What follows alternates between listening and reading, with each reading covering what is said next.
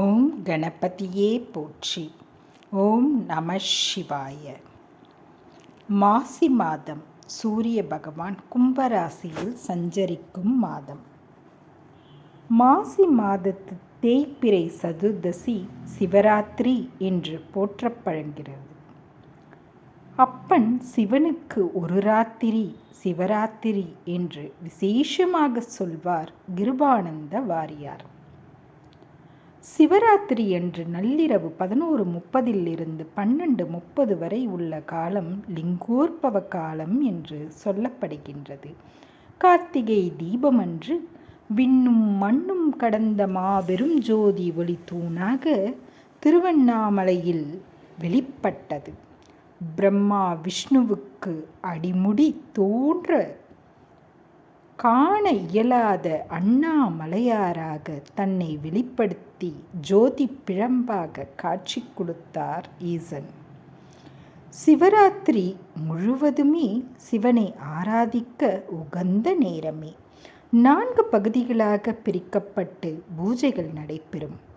சிவராத்திரி அன்று நாம் செய்யும் ஜபம், பூஜை, ஸ்தோத்திரம், வழிபாடு, தியானம் அனைத்துமே கோடி மடங்கு பலனை தரவல்லது.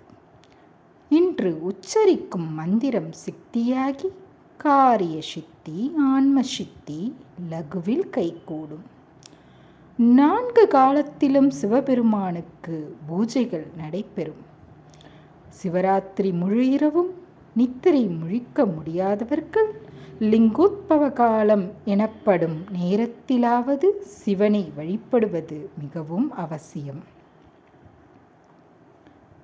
சிவராத்திரியில் நமச்சிவாய என்னும் 5 எழுத்து பஞ்சாட்சரத்தை தீட்சை பெற்றவர்கள் மந்திரமாகவும் மற்றவர்கள் நாமமாகவும் ஜபிப்பது பலனை தரும்.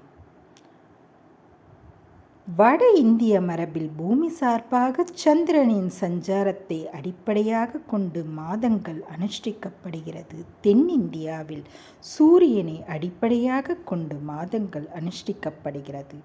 மாசி மாதம் சிவராத்திரியில் நாம் அனைவரும் சிவபெருமானை ஆராதித்து இக பர சுக நல் வாழ்வையும் மற்றும் மோட்சம் என்னும் நற்கதியும் பெற வழிபடுவோமாக.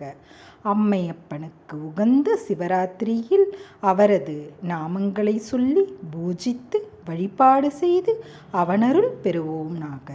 நமச்சிவாய வாழ்க, நாதந்தாள் வாழ்க. இமைப்பொழுது